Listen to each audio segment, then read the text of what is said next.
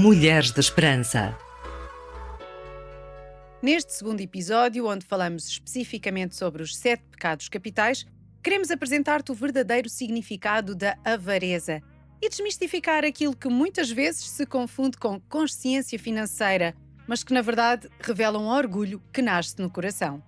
Hoje vamos percorrer de forma calma e clara a ligação entre o dinheiro e a desconfiança no coração. Uma ligação tão subtil que por vezes chegamos a pensar que uma coisa não tem nada a ver com a outra. Eu sou a Sónia Simões.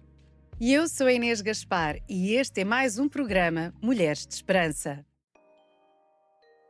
Esperança para as mulheres de todo o mundo e através das gerações.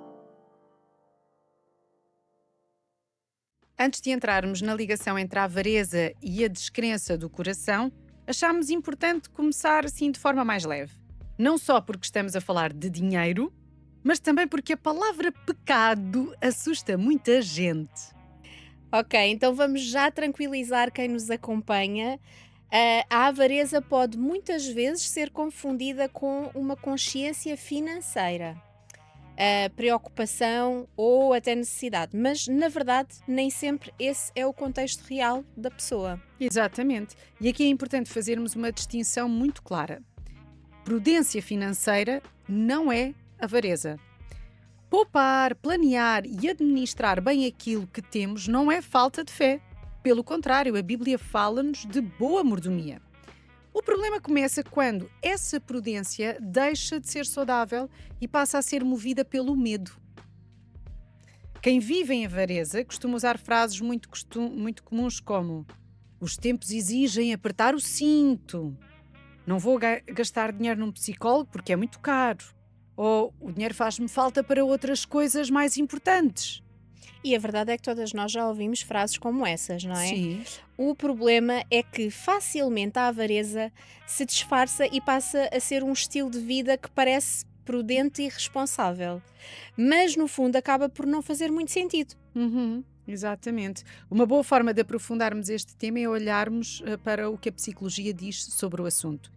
E acho que faz todo o sentido, Sónia, seres tu a começar. Ok, então vamos a isso. Carl Jung, que já mencionámos noutras conversas, na verdade ele não define a avareza como um pecado, mas como uma sombra.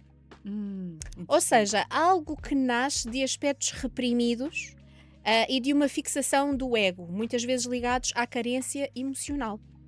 Olha, muito interessante. Então, no fundo, estamos a falar de um exagero que tenta esconder uma falta interior. Exatamente, exatamente.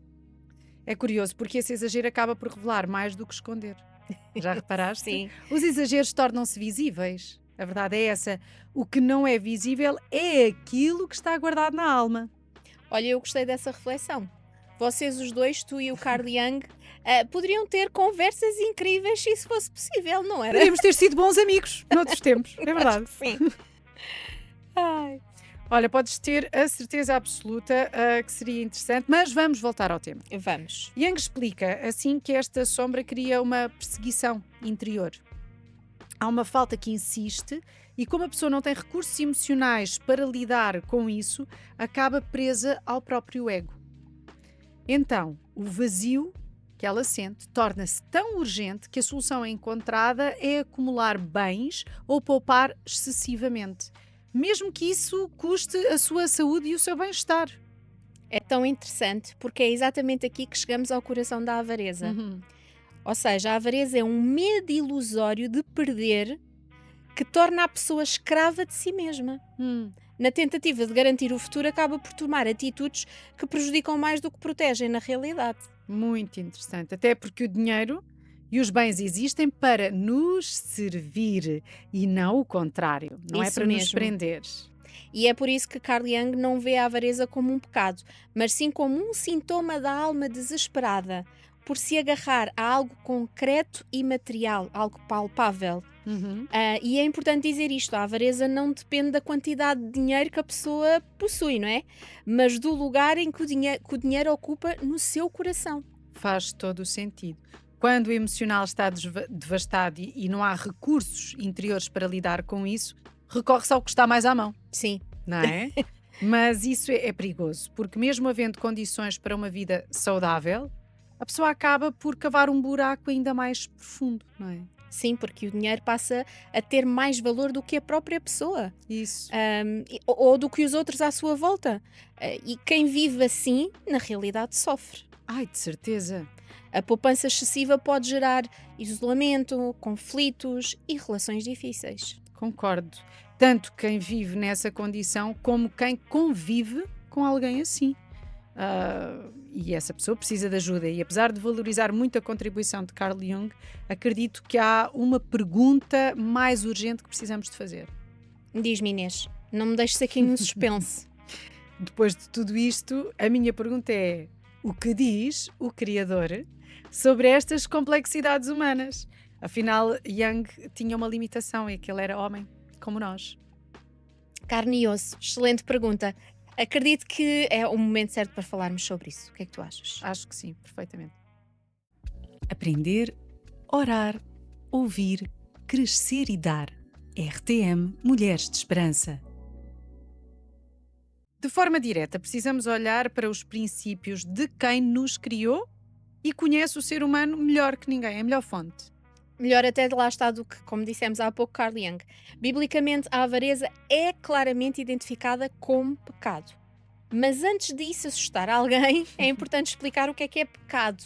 No fundo, é como errar o alvo. Exatamente, eu gosto tanto dessa definição. Ou seja, quem deseja viver segundo o plano de Deus quer acertar no modo de viver que ele considera saudável. Mas ao longo do caminho, erros são inevitáveis e este é um deles. Errar é humano, já dizia o ditado, Exato. não é? Quando pecamos, erramos a direção e escolhemos algo que não corresponde ao que Deus planeou para nós. Mas isso não significa que não exista mudança, porque o arrependimento é exatamente isso, mudar de direção. Exatamente. Quando erramos o caminho, o que precisamos é de arrependimento, que é exatamente ajustar a rota, não é? E isso exige, olha, consciência, humildade e confissão. Essa parte é importante, a da confissão. Então, o ponto é este. A avareza é pecado porque impede o ser humano de viver o bem-estar físico, emocional e espiritual que Deus planeou para cada um de nós. Revela mais confiança naquilo que julgamos controlar do que no Deus que provê todas as coisas. É mesmo. Sabes, Sónia, eu acho que poderíamos citar aqui imensos textos bíblicos que existem, mas, por exemplo, como 1 de Timóteo 6, 9 a 10 ou Eclesiastes 5, 10, que mostram como o amor ao dinheiro nunca satisfaz plenamente, nunca. E acaba por destruir o interior da pessoa, o amor ao dinheiro. Eu concordo contigo e estou com a sensação de que estás a pensar levar este assunto como se fosse assim um convite, certo? Um convite bom, claro, para irem ver. A pergunta que deixamos é esta: o que me faz desconfiar tanto da provisão de Deus para a minha vida?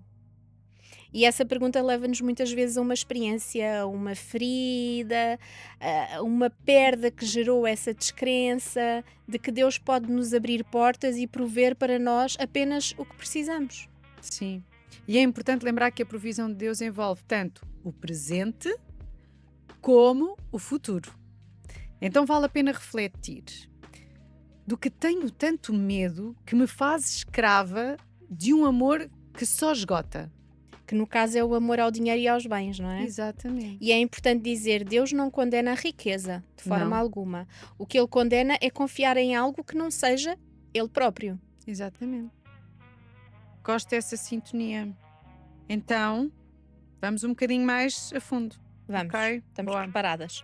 E a melhor forma de aprendermos a confiar olha, olhar para a criação. Ok.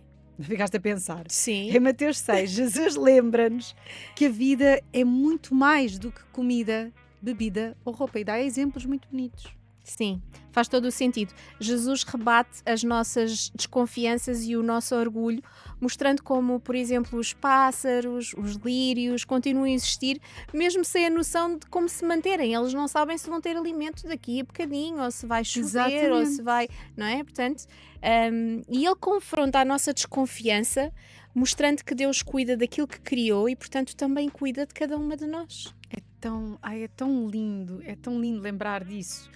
Agora, isto também não significa que vamos ficar impávidas e serenas sem fazer nada, Claro, não é? Nós claro. temos um papel ativo, o trabalho dignifica-nos. Sem Já dúvida, dizia é o por meu isso que pai. estamos aqui. Exatamente, exatamente. O problema é a escravidão. Trabalhar demais, acumular demais, poupar demais, sempre com medo de que falte. Sim, porque no fundo é sempre o mesmo medo Uhum. e a confiança acaba colocada no lugar errado. Sim, sim. Mas talvez possamos também deixar algo muito prático para quem está connosco. Nós Bora somos lá. mulheres de esperança e mulheres práticas. Mais nada. Às vezes a libertação da avareza começa com um pequeno gesto. Um ato consciente de generosidade, um pedido de ajuda ou até uma oração honesta a dizer: Deus, mostra-me onde deixei de confiar em ti. Não desvalorizemos os pequenos começos, não é? Exatamente.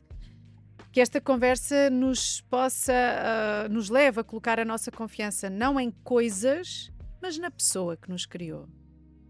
É isso que faz toda a diferença e por isso, para ti que foste impactada com esta nossa conversa, convidamos-te a fazer uma autoavaliação em quem ou em que tens colocado a tua confiança.